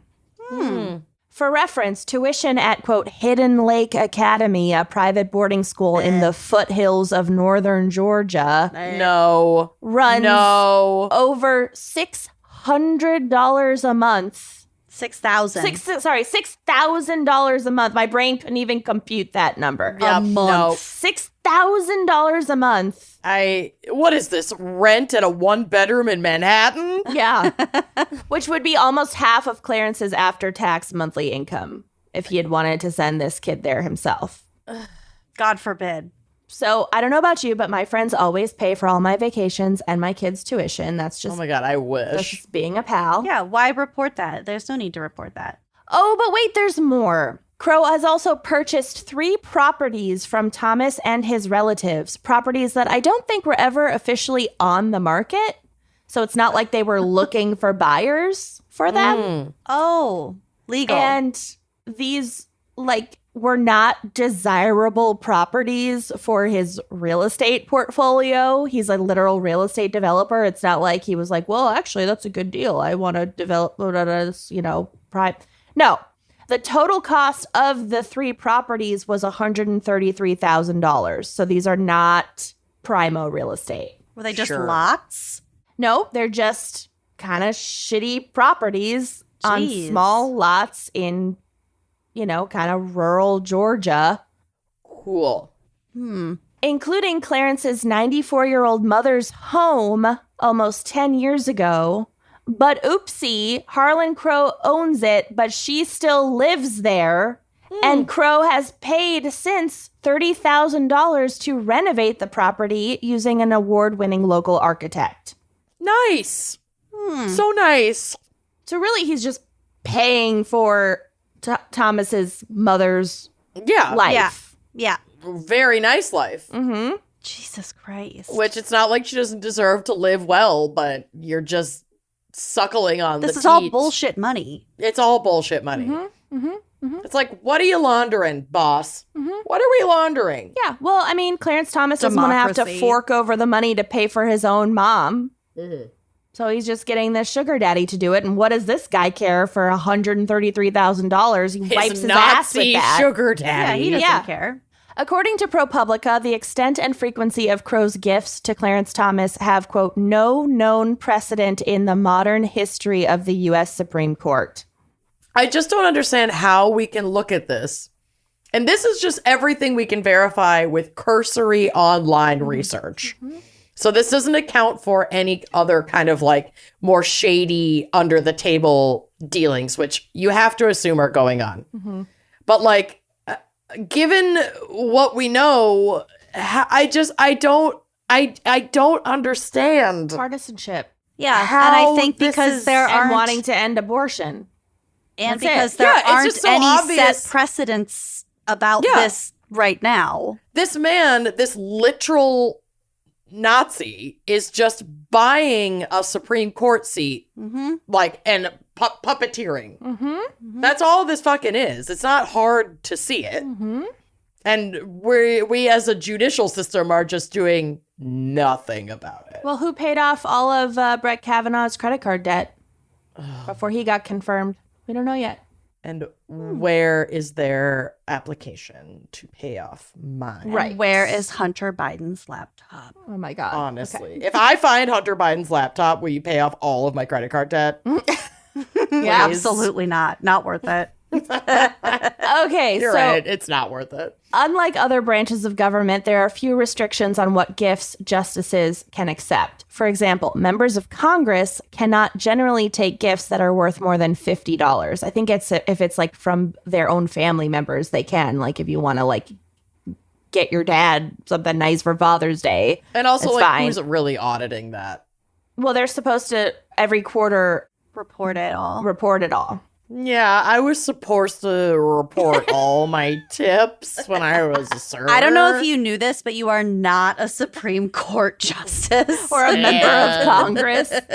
Yeah. I didn't Well, do that. I'll Sorry say to allegedly burst your because that is I allegedly didn't do that. yeah. Okay, I do not recall. Okay. fear. It was a really fucking long time ago, and I definitely had an alcohol problem, so I do not recall. I was driving the bus. Well, riding the bus, not driving. Driving the bus. Well, I never had to be sober. I was never behind the wheel. There you For go. like 2.5 years. Very different. Okay. Also, members of Congress need pre-approval from an ethics committee to take many of the trips that Thomas accepted from Crow over the years. So, like, we have rules for members of Congress, but not for Supreme Court justices. But recently, The Hill reported that new regulations quietly went into effect on March 14th, 2023, clarifying that the justices and all federal judges must disclose, quote, gifts and free stays at commercial properties or when gifts of hospitality are being reimbursed by a third party who is not the person providing it. So basically, like, there were times when Harlan Crow would put up Clarence Thomas in a hotel that he like owned, but he wasn't on the trip with him. And Sure. like, that's not hospitality. That is No. you hooking paying for someone up. Yeah. Right. So does that rule mean moving forward, or you'd have to go back? I think And moving report. forward. I don't know. I mean, they're supposed to have been reporting it. He just wasn't. Hmm. And also, like, that rule does not cover the super yacht or like the ranch or like the Nazi garden. Whatever. So The Frederick Douglass Bible. So The Nazi garden. The Nazi garden broke him. My Lincoln bust, my Nazi garden. This is Mad Libs. One of these things is not Not like the other. God. Fuck. So the news of Thomas accepting these gifts have reinvigorated calls for his impeachment. After the ProPublica article, Alexandria Ocasio-Cortez tweeted, quote, "This is beyond party or partisanship. This degree of corruption is shocking, almost cartoonish. Thomas must be impeached. Barring some dramatic change, this is what the Roberts Court will be known for: rank corruption, erosion of democracy, and the stripping of human rights." She's not wrong. Because it seemed to lack a quid pro quo element, however, some say that Thomas's behavior is not unethical. Did it? Fucking Well- did it? No. A traceable quid pro quo, I guess Yeah. you So- could say. Or Yeah. yet? Well, we're about to get Accept to all it. the bribes you want as long as you muddy where you're actually making, like, doing the puppeteering, Right. you know? So this is from a New York Times columnist, Jamel Bowie. Corruption is much more than a cartoonish quid pro quo. When money talks, the world need not take the form of do this and I'll give you that. Money buys a lifetime of conversation between men of power. In that fraternity of words and wealth, stories are swapped, trust is gained, respect is earned, ideas are shared, and preferences become policy. Yeah, the shit they're chatting about while enjoying Sandals, Jamaica is like what's becoming fucking voted on at the Supreme Court level. But it's not just, They're will having you a strike down Corona. abortion? Sure. Exactly. Cheers. They're having a Corona way and more bitching about nuanced Roe than v. that. Wade. Yeah. And next thing you fucking know, Well, next thing you fucking know, there was an underlying quid pro quo, too. Reports found that Crow's anti-tax lobbying group has filed briefs in 8 different Supreme Court cases. And each time, Thomas sided with Crow's group. interesting consistency. Yeah, which, like, he wasn't an outlier in all those cases, but he was the decider in, like, 5 of them. Yeah. Yeah, it's not insignificant. Yeah. And there's obviously so much more to talk about with Ginny. Like, we can't fully go into it, but just the stuff that relates to Ginny and Harlan Crow. Virginia Lamp. Chandler Lamp. Get it right. Put some respect on my name. It's Virginia pronounced Virginia. Nay, Lamp. Nay, lamb. That's Mrs. Supreme Court Justice. That's Mrs. Virginia Nay, Lamp. Jenny Nay Lamp. Okay, in 2009, Crow reportedly gave $500,000 to a conservative political nonprofit started by Virginia Lamp, Ginny Thomas, called Liberty Central. Is Guys. the only thing worse than the Club for Growth. Yeah. Honestly, Republican branding is so tragic. It's The really gift lacking. was initially anonymous, so we tried to just give a cool $500,000 to her nonprofit that she started quietly. Someone has to report that kind of money. But Politico figured it out in 2011, 2 years later. And Ginny Thomas draws a $120,000 a year salary from the group. Oh, okay. She's working so hard. He's Bless her Which is soul. not her Paying- main job. No. oh. That's her side gig for 120 grand a year. Luck. Less than a year later, the landmark Citizens United versus FEC case, which was a 5-4 Supreme Court decision, 5-4. Yeah. Literally one vote could have changed it all. Justice Thomas invalidated longstanding campaign finance restrictions, and shortly thereafter, Ginny Thomas announced that Liberty Central will start accepting corporate contributions. Oh, Liberty my Central God. will rise again. Many say that Thomas should have recused himself from this case because of his wife's financial benefit. After a watchdog organization pointed out that Justice Thomas failed to disclose his wife's employers, he changed his financial disclosure reports from the last 13 years. How can I you want to do just that? change mine, Yep. Imagine if they let you do that with your taxes. right? Explaining that it was an unintentional omission caused by a, quote, misunderstanding of the filing instructions. My guy, you're one of the top justices in the Yeah. land and you don't know Yeah. how to fill out a form? Or to call H&R Block if And you're have them help? Yeah. confused. You can't Oh my read God. filing instructions? You can't get a guy for that. You're Go a on Supreme TaskRabbit. Court judge. I can't. So that is just some of my case. There's more, but we don't have time in our format. Jesus Christ. Yeah. Yay! He also didn't speak during oral arguments for a long time as a judge. I've as a never justice. heard his voice. Apparently he has a big belly laugh or whatever, but people said that he was doing it as a protest because he was so Protesting his job. mistreated I don't during think the Justice confirmation Thomas here. gives oral. I'm gonna go out on a limb. He was And make a mistreated wild during his assumption. own Does to Harlan confirmation Crow. when he was confirmed. No, I don't. I mean, Yeah, that can very Because well of the be Anita true. Hill testimony, he feels that he was okay. wronged. That's what he's referencing. Okay. Yeah, he fucking got away with it. Yeah. Whatever. He still Whatever. was confirmed. That's the same shit as Kavanaugh complaining about his mistreatment during his fucking confirmation hearing. Oh no, the consequences of my own actions. Oh no. Oh look. Mm-hmm. How'd those get in there? Great. Well, should we hear a quick word from our sponsors? Yeah. It's no surprise that getting in a little bit of daily movement, exercise, getting your body going is crucial for your overall health and well-being. But it can be really easy to make excuses. Maybe you don't have a ton of time, you don't have that motivation, or it's really hard to get to the gym. You don't have access to the equipment that you Or like. it's too hot outside. We could go on with the excuses.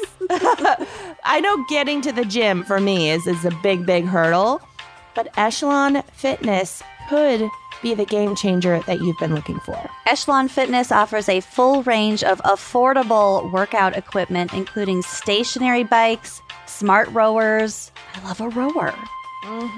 Sleek fitness screens and the auto folding treadmill. All equipment is connected to provide the full Echelon Fitness experience. Feels like you're in a gym, but you're not. You're in your home. But it's clean. Yeah.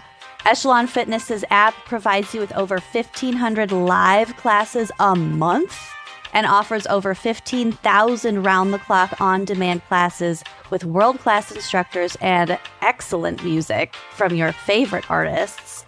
That is key. You need that to motivate. I agree. And with Echelon, one membership covers a family of 5. So there's no sharing of the password issues. Echelon makes quality, reliable, affordable exercise equipment accessible to all. Also, if you're concerned about safety standards, don't be, because before any Echelon bike reaches your hands, it undergoes rigorous testing to meet and exceed international safety standards. Yeah, so no more excuses. Text WINE to 818181 and get $200 off your new Echelon. Just text WINE, W-I-N-E, to 818181 to get this special discount plus free shipping and risk-free 30-day returns. Again, text WINE to 818181. Message and data rates may apply. See terms for details. Are we ready for my case? I'm not Maybe. ready for anything. I'm emotionally devastated. Yeah, okay. Well, As there's she nothing I reapplies can do her lip about gloss. that. My photos are both crucial and hilarious. So Okay. if you want to soothe yourselves a little bit with that, Okay. we'll get to it. Wow. Okay. Wow. It's all really runs the gamut. So Thomas J. Maloney. Thomas J. And I did include a photo of Thomas J. from My Girl labeled Good Thomas J. He can't see without his glasses. He can't see without his glasses. Oh. I don't know why I gave her a Talk southern about being accent. emotionally devastated. Oh my God. I know. Anytime my therapist is like, trace your early childhood trauma, I'm like, well, Brave Little Toaster, My Girl, Milo and Otis. Homeward God, Bound. The Fox and the Hound, The Homeward Fox Bound. and the Hound. Get out of here. No. Get out of here. I'm fucking devastated. So sad. Devastated. I Emotionally still can't watch devastated. Fox and the Hound. Frankly, Babe, when he's sick and the farmer sings to him and he's in the little blanket. I will Animal Farm. stop. Animal Farm. Too far. Anyway, Thomas J. Maloney could have been the Nazi Garden. Oh, no. Could have been the subject of a catchy Chicago-style musical. The former boxer was appointed to serve in Chicago's notorious Cook County, and Maloney was in bed with, not just the mob, but like every mob. Okay. And found to have fixed multiple trials as high stakes as fucking multiple murder trials. Oh. Who is this person? Thomas J. Maloney. I'm going to tell you all about him. Okay. He easily qualifies as one of the worst judges in history. Oh, okay. So Thomas J. Maloney assumed his position on the bench in 1977 and remained there until his retirement in 1990. And his retirement was pretty forced because he got soups arrested. Okay? During that time, he took bribes and agreed to, quote unquote, fix at least 4 cases, a lot more than that, but just these are the 4 that they could get him on, including 3 murder cases. And he also obstructed justice in relation to the investigation of these bribes. And there's a whole thing that Thomas J. Maloney and a couple of other judges in Chicago sparked this giant FBI operation called Operation Greylord. Ew. Where they took down a bunch of corrupt judges in and around Illinois. Okay. So he was part of a large network of judges that could be bought That the mob by... was paying off. Yep, precisely. Okay. Maloney started practicing law in 1952 and immediately got his hands dirty by agreeing to take cases for various mobs in and around Chicago. He quickly got into the game of bribing judges himself as a lawyer, even admitting to facilitating a payment to a judge to secure an acquittal of one of his clients who was on trial for murder. So he was already well-versed in shady legal deals before taking the bench in 77. He's like, I know that I could pay judges off, so I can also be paid off once I'm a judge. I know that I will never be in a position to be bribed, But please bribe me. but I know I'm that open to it. I'm torn on whether I would accept it or whether I'd be too chicken shit. It depends I'm not on a what judge, it's for. so I will accept. Right. Whatever bribe you're probably trying to get me to take probably has low stakes. Right. I'm not the difference between a murder conviction Right. and an acquittal. Right. So show me the money. Unless you witness a murder.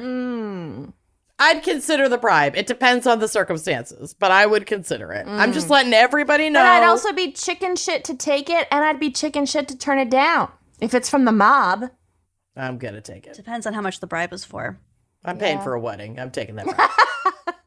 As a judge. That's a good thing we're not judges, you know? Exactly. we This is the only reason why I could never be a judge. I'm The just only reason. too bribable. Yeah. The only reason. Only reason. As a judge, Maloney didn't just get his own hands dirty, but also involved his beloved bailiff, Lucius Robinson Malfoy. His bailiff. What? Oh, that's not his real name. No, his name is Lucius Robinson, but Luscious. who moonlit as Maloney's bag man, which is the term for the dude who transfers the cash bribes from the mob bosses to the recipient, in this case, Judge Maloney. He quickly came to be known to mob attorneys such as Robert Cooley and William Swano, and Swano and Maloney are like bosom buddies. They are besties. It is the Lincoln bust to his Nazi garden type relationship. Got it. Yeah. Got it. He quickly came to be known to mob attorneys such as Robert Cooley and William Swano as a judge who could be bought. Not long after becoming a Cook County judge, in 1980, his boy William Swano represented a man named Wilfredo Rosario in a double murder case before Judge Maloney. The critical evidence against Rosario was his own fucking confession to the murders. Oh, He said he didn't. okay. From judicialreport.com, which was an incredible resource for my case, so I will be referencing snippets from them frequently. Quote, when Swano was discussing this case with bailiff/bagman Lucius Robinson, Robinson indicated that he could arrange a fix with Judge Maloney for between $2,000 and $2,500. Doubtful, Swano asked that a personal meeting between Maloney and himself be Yeah, he arranged. doesn't want to just waste a bribe on the bailiff who could be bullshitting him. Yeah. Correct. Taking and it they for hadn't, himself. This was like the first trial where they really worked together. So Right. Swano's like, no, I want to know that this is Gotta a confirm fucking it. real situation. So at this brief meeting outside his chambers, Judge Maloney told Swano that Robinson, Luscious, is, quote, my guy, deal with him. Mm-hmm. Whereupon, in Maloney's presence, Swano allegedly handed Robinson a white envelope with a portion of a bribe. Then in 1981, Judge Maloney suppressed the confession, so Rosario's confession, and was able to find Rosario not It'd guilty. be easy as hell as a judge to swing a trial. You just don't Oh, allow yeah. certain evidence in. And that was the majority of his Yeah. game. Yep. So in 1981, again from judiciaryreport.com, quote, attorney Robert Cooley was contacted by First Ward Alderman Fred Roty and Ward Secretary Pat Marcy to represent a man named Lenny Chow, who was a hitman for the On Leong crime organization, and two other individuals who were charged with attempted murder for shooting a man named William Chin in Chicago's Chinatown. So this was like this whole mob shootout. This guy, William, got shot, and now this guy, Lenny Chow, is on trial for attempted murder. Right. An On Leong representative named William Moy told Cooley that he wanted a guaranteed not guilty verdict, which who doesn't? Right. The case was before Judge Maloney, and Marcy assured Cooley that the judge could be bought, but warned him that Judge Maloney, quote, wants a lot of money on this one.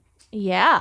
I mean, he's got an island hop in Indonesia. He's got a mouth to feed, his own, because I don't know if he's married or has any kids, because I didn't look that far, because this guy's a piece of shit. Moy agreed to pay $100,000. Oh my God. That was a A leap. portion of which, Marcy gave to Maloney as part of the fix. So, like, Marcy gets his finder's fee, and then Maloney the judge gets the remainder for fixing this trial. for doing the work. Yep. But he went into it as an attempted murder trial. But then while they're like getting all of this settled, William Chin, the guy who was shot, dies So in now the it's a hospital murder trial. as a result of the shooting. And so the charges are elevated to murder. Despite this, Marcy was still able to get Judge Maloney to allow the prior bond to stand as long as a friend of Judge Maloney joined as co-counsel. So Maloney was like, I want to take the Get money, my but buddy a job. the only way I can pull this off is if I have someone as a lawyer on the inside to also Right. kind of like fix this trial for the jury. Right. So it's like, I can still do it, but now the stakes are higher. So you need to hire This my guy as co-counsel. At trial, Judge Maloney, to fix this whole shenanigans scenario. Jesus, this wine is fucking slapping me. I haven't even had any weed. I'm just like, fucked. That is why. For Chandler and her shenanigans. shenanigans. At trial, he admitted a dying declaration. So, like, the fucking On his deathbed? like a deathbed confession, essentially. But so he allowed it, but ruled it unreliable as evidence. So it's like, you can admit this evidence, but I'm declaring that this is unreliable evidence. Why admit it then? I don't, probably to just keep He the had to. heat off of him. Yeah. Because if he totally tosses it out, Right. he's gonna be really sus. Right. And the defendants were acquitted of this murder. That would be so fucking frustrating. So frustrating. So to keep suspicion of bribery off of him, he made a name for himself as tough on crime, a heavy-hitting judge, and especially when it came to gang-related cases. So not like necessarily mob-level shit, but like street gang-level shit. Probably because he's also a little racist, let me guess. 1,000%. Yeah. He clearly had no problem putting young men of color who had gotten wrapped up in street gang activity behind bars with extremely harsh sentences while being paid off by predominantly white mob connections to clear their clients' names. Right. Because there's such a difference between gangs and mobs. Yeah. They're not synonyms or anything. It's so fucking stupid. As a result of his tough on crime image, he would often be assigned high-profile mob and gang-related cases, with the public trusting him to crack down on these, not knowing that he was being paid off to keep dangerous people on the streets and put the wrong people behind bars. On some occasions, he recommended the death penalty in order to appear super tough. Yep. In one such case involving 3 young men looking to buy drugs before being robbed and shot to death by William Bracey and Roger Collins in 1981, who, they did it and they deserve to be behind bars for fucking ever for that shit. But he was using this case to cover up his own bullshit. So he, quote, deliberately let this death penalty hearing become a debacle because imposition of the death penalty would bolster his reputation as a tough judge. In the press. So he wanted this case to get attention so that more people would know he was being tough. Tough on crime. Oh my God, that is so craven. Oh Isn't my it fucked God. up? It's really fucked up. He was literally sentencing people to death who for the PR booth. For the PR. Yeah. So this is from the Pantograph, which is a Chicago publication from the 90s. ThankYouNewspapers.com. The appeals court said compensatory bias was evident when Maloney allowed a prosecutor to tell jurors in this trial that Bracey and Collins should be executed because they might escape from Stateville and kill someone else. Oh my God. That's not The prosecutor said that in and that was trial, allowed to the jury. Oh, that's And so when sick. when that was objected by the defense, the Judge Maloney overruled that objection and allowed that to be admissible in court. That's insane. Yep. They could escape prison and kill someone else. They could, maybe. We better sentence them to death because maybe this will happen. Oh, How my insane is that? God. The court said that Sentence argument everyone to ordinarily... Yeah.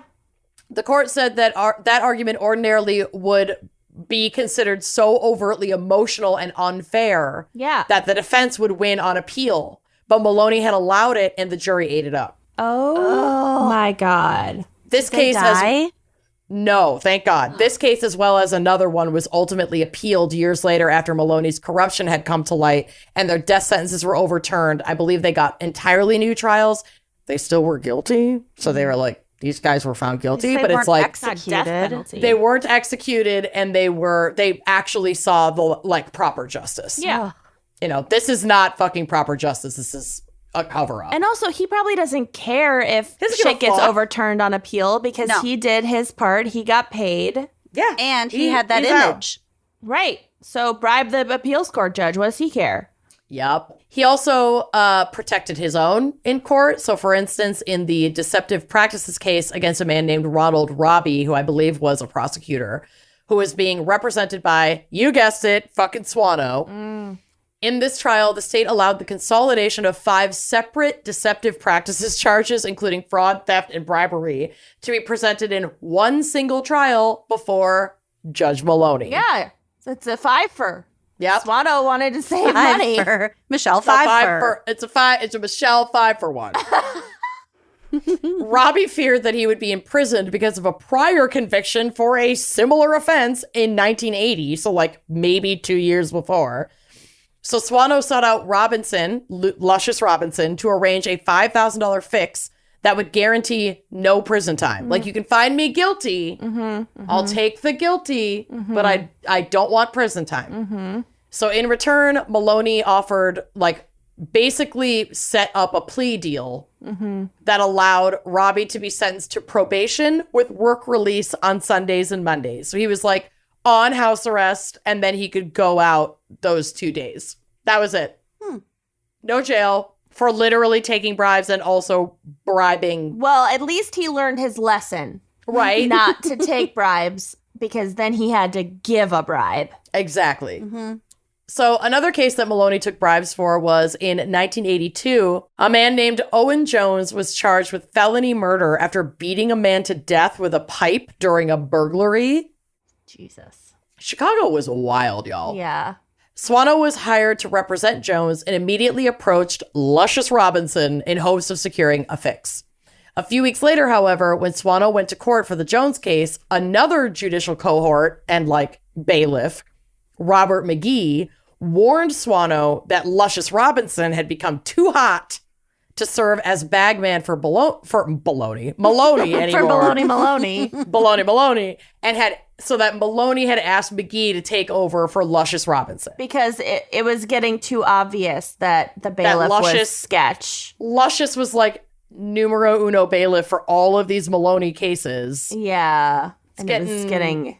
And I wonder if he was living beyond his means. Probably. Yeah. If I was getting that Luscious Robinson money, I'd be fucking cruising in my hot rad too. So McGee laid out the terms in what I can only imagine was very similar to a scene from Pawn Stars. And yes, I made a Pawn Stars best I could do meme and put it on the drive/blog for your enjoyment. I made it. I made this in a meme generator. Telling Swano that the best Maloney could do on the Jones case would be to acquit on felony murder, but convict on voluntary manslaughter and impose a 9-year sentence. Best I can do is 9 years. Agreeing that this was preferable to a likely 20-year sentence for felony murder, Jones's mother agreed to pay Swano about $5,000 for the fix. And after trial, Jones was found guilty of voluntary manslaughter and sentenced to 9 years. So Maloney made good on his promise. Yeah. Best I can do is 9 years. He followed through. I mean, he had this power and he did it. He was really good at it, you guys. Oh my God. Apparently. I'm almost impressed. If he weren't such a piece of shit, Wow. I'd be into it. With the heat on Robinson and therefore Maloney, because it's this is always your fucking bailiff, the fuck. Mm-hmm. Maloney played it cool for a few years and didn't take another big bribe until 1985, which would ultimately land him in hot water. Got greedy. Earl Hawkins and Nathan Fields, members of the El Rune, which was a violent street gang that trafficked in narcotics and stolen property, were charged with murdering 2 men. Judge Maloney was assigned the case, and, surprise, Swano represented Hawkins, so one of these plaintiffs in the case. Swano assured Hawkins that he could win a decision in his favor in a bench trial if Hawkins could raise enough money for Judge Maloney. Yeah, because a bench trial's no jury, right? Exactly. Mm-hmm. Maloney agreed to fix the trial for $10,000, but told Swano that the fix was conditional upon Swano, quote, putting on a good case so Judge Maloney wouldn't look bad. Yeah, don't phone it in. Make it look real. Yeah. Oh my God. So the deal was on, and the case proceeded to a bench trial.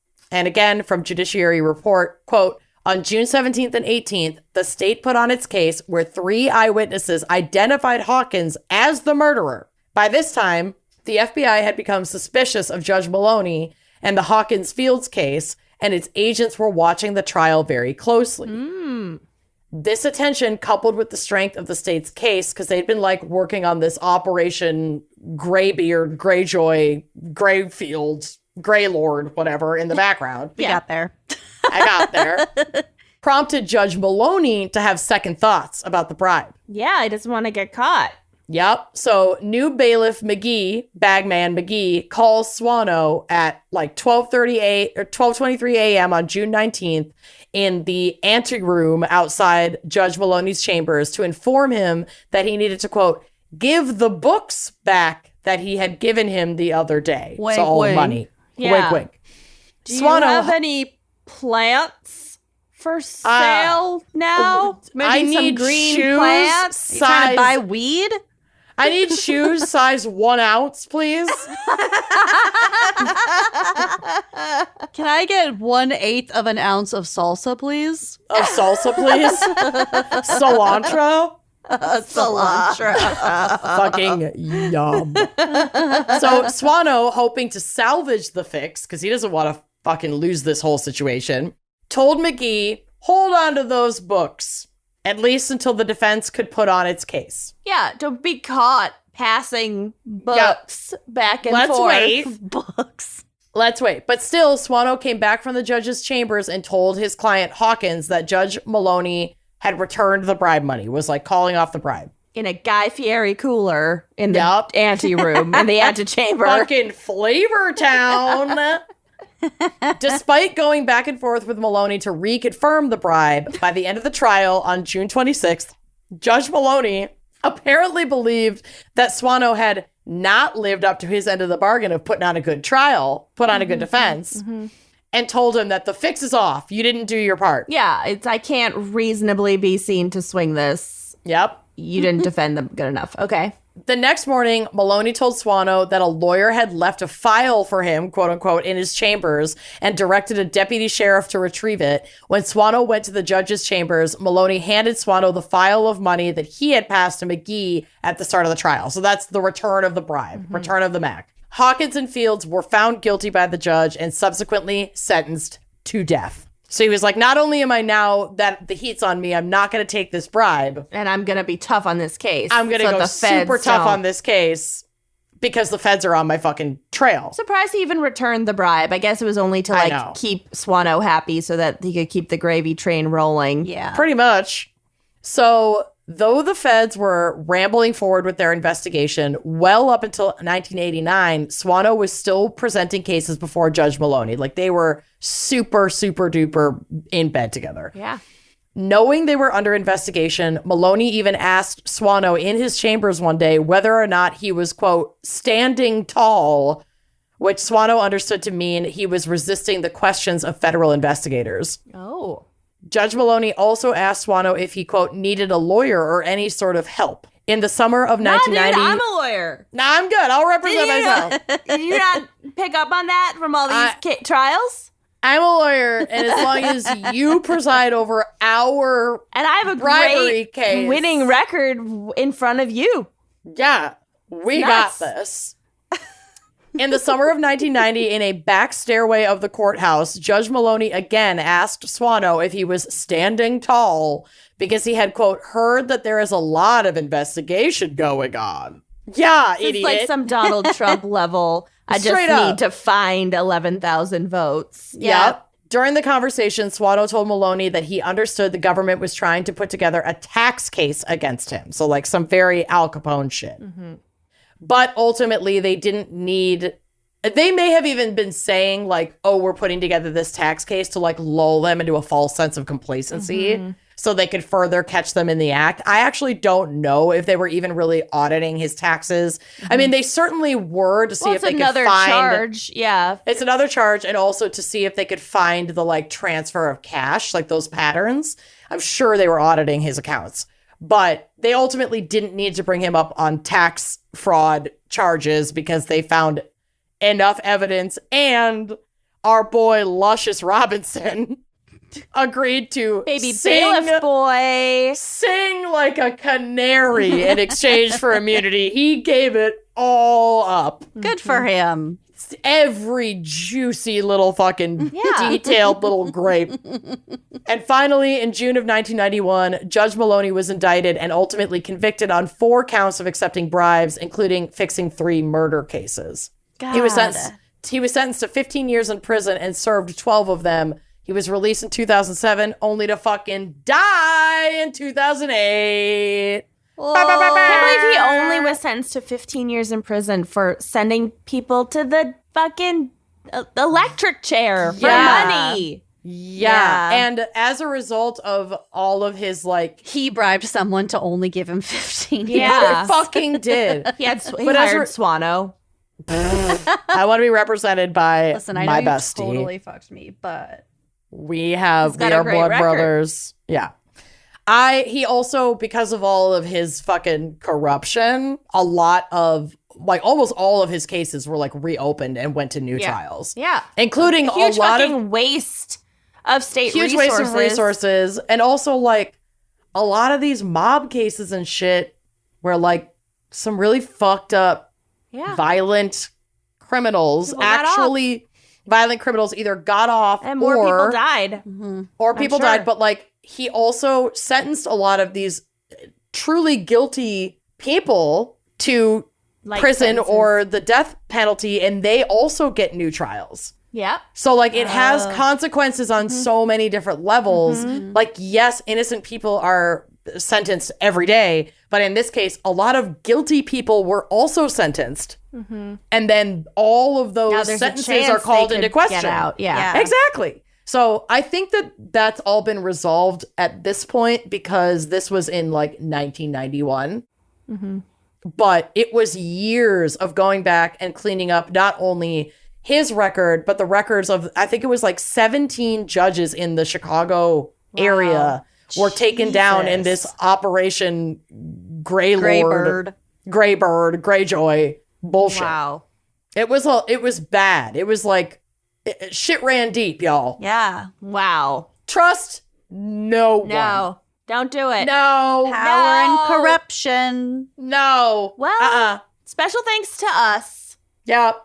To Kenyon. To me. We went This was for a it. good one. I got drunk. Man, I got drunk. I think I'm gonna go get drunk. It is 80 degrees in my house right now. I cannot. It's hot. It's Friday. Let's go get drunk. Okay, bye-bye. I'm ready. I love you. See ya. Thanks for listening to Wine and Crime. Our cover art is by Kala Yip, music by Phil Young and Corey Wendell, editing by Jonathan Camp. Check out our website and blog at wineandcrimepodcast.com. You can also follow us on Facebook, Twitter, and Instagram at Wine and Crime Pod. If you have questions, answers, or recommendations to share, email us at wineandcrimepodcast@gmail.com. Episodes are available on Apple Podcasts, Stitcher, Google Play, basically wherever you get your favorite podcasts. And if you like the show, please rate, review, and subscribe on Apple Podcasts. It is the best way to spread the word. If you'd like to show your support, visit our Patreon page to keep this podcast and the wine flowing. Cheers!